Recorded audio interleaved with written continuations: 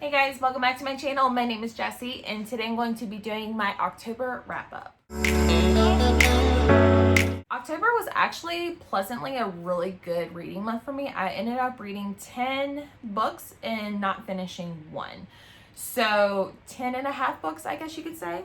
I did write like some stats down on like an Excel sheet with some other information. So I thought I would share that before we get into the books.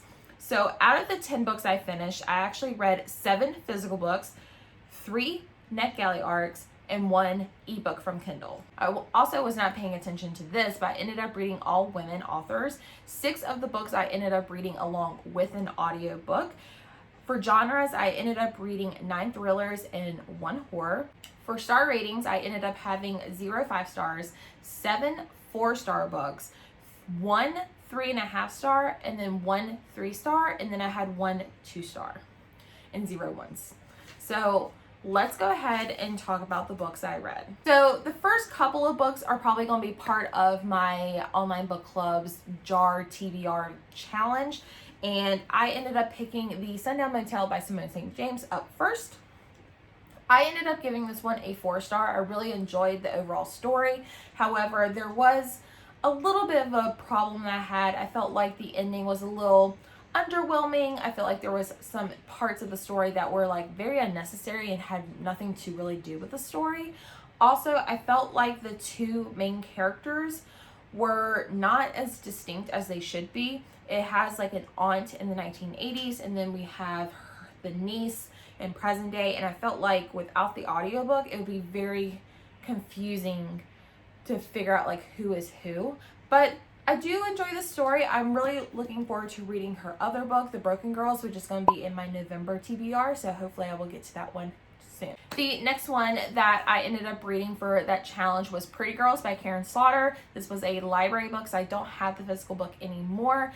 This one I was the most nervous to read just because I've heard of how graphic and like detailed the story is when it comes to like violence and like just everything. Like there's trigger warnings for everything. Like I feel like everyone knows that, and it was.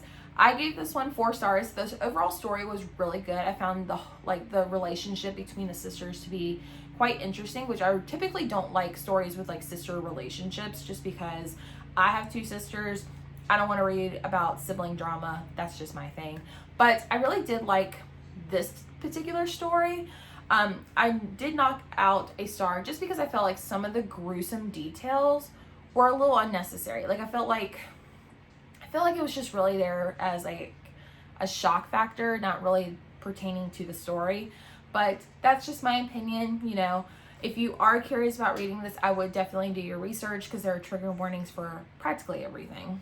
The next one I read is After All I've Done by Mindy Hardy. Yes, Mindy Hardy. And this one I ended up giving 4 stars. I really surprisingly really liked this one. I haven't read anything by this author, and I'll be honest, I kind of forgot I had this on my shelf on NetGalley, but I ended up reading this one and I was pleasantly surprised. I do know it comes out sometime this month. I think this one has like opened my eyes about a new trope that I like in thrillers, and that is memory loss or like amnesia or that type of like grouping. And I really enjoyed this one. I did find it a little bit predictable. However, it didn't really affect my enjoyment level of reading this book. So if you are interested, I would definitely check this one out too as well. I think it comes out November 10th. I could be wrong though. The next one was another one for that TBR challenge, and this one is The Grown Up by Gillian Flynn. I absolutely loved this one. I gave this one 4 stars. The reason why I didn't give it a 5-star is because it's only 69 pages. Like I would have loved to have read a little bit more from this. It's really hard to explain what the story is about without giving too many details, but you have this lady who's like a con artist, like fortune teller type of deal, and she kind of meets this woman who comes in, and the woman says her house is haunted, so this con artist is kind of asked to come in and kind of look at the house, and that's when like spooky stuff happens. There's like some messed up kids. I'm just gonna leave it at there. But yes, I would definitely check this one out. It's a super quick read, 69 pages. You can knock that out in like an hour. The next one that I read for that TBR challenge was A Good Girl's Guide to Murder. And fun fact, this is the only young adult out of all the thrillers that I've read. But I give this one 4 stars. I really enjoyed it. However, I'm not a huge young adult person, and I feel like thrillers and young adult just don't really mesh well, at least in my opinion. But I really did enjoy the story. I loved, like, it kind of gave me like Pretty Little Liar vibes, where like Allison in that show was like the it girl, like everybody wanted to be her, but then like everyone hated her. And that's how I felt about the character in this story that went missing or was murdered. I'm not gonna give it away, but I really liked that whole aspect of like the really popular girl, but then you find like some other shady stuff that she did. Really enjoyed that. However, I don't think I'm going to continue with the series. I'm not a series person or a young adult person. That's just my thing.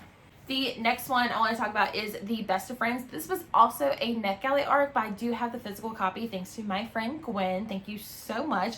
I actually did a reading vlog using this book as well. I'll link that down in the cards and down in the description if you want to see. It's kind of a hot mess of a reading vlog, but I really enjoyed it. I would definitely check it out. If you didn't know, Lucinda Berry wrote The Perfect Child, which is one of my favorite books that I've read this year, I would say, and I absolutely loved it. I read her other book, When She Returned, and I wasn't a fan of that one at all. But this one kind of meets in between. This one is about a group of 3 moms who are best friends. They all have a son around the same age, and they're really good friends. Then there's a tragic accident that leaves 1 kid dead, 1 kid in a coma, and 1 that's so traumatized he can't speak, and everyone's trying to figure out exactly what happened. I gave this one 4 stars for 2 reasons. 1, it was really hard to figure out like which mom had which kid and had which problems going on with her life, but I feel like the audiobook definitely helped out a lot with that one. So I would recommend reading the audiobook because each mom has a different narrator. Or the other thing that I wasn't a big fan of this is it does this one thing that I don't like in thrillers.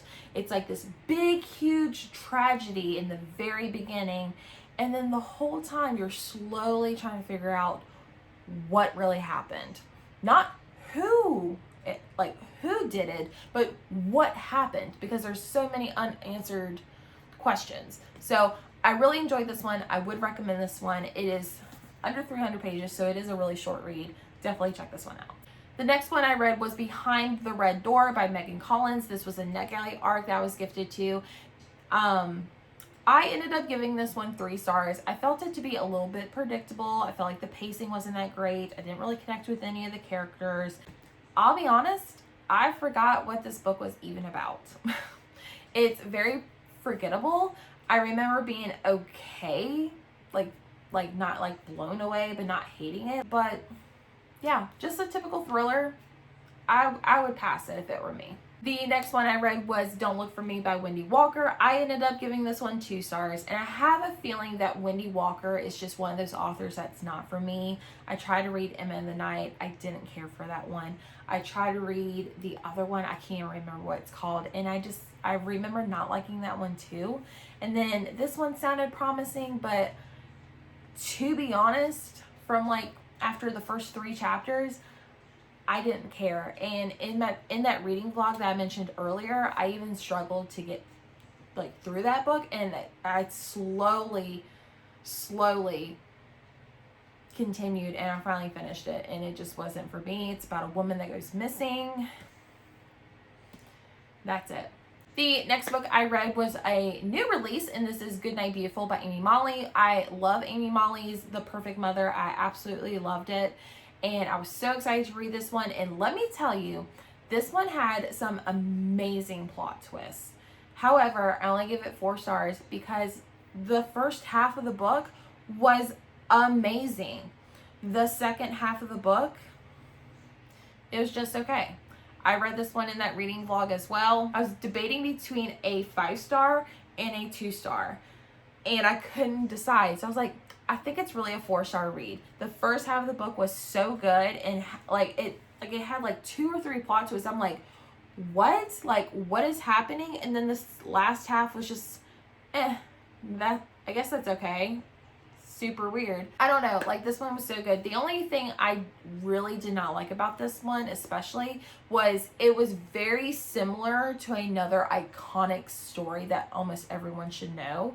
And it even mentions it in the book. And yet it basically followed the same plot in a way. I don't know. It just wasn't truly original. However, the first half was crazy. Definitely check this one out for yourself though. And the last book that I read was The Good Girl by Mary Kubica. This one I read because Jacqueline said this was a really good book and she wasn't lying. I gave this one 4 stars. This one has to do with like Stockholm syndrome.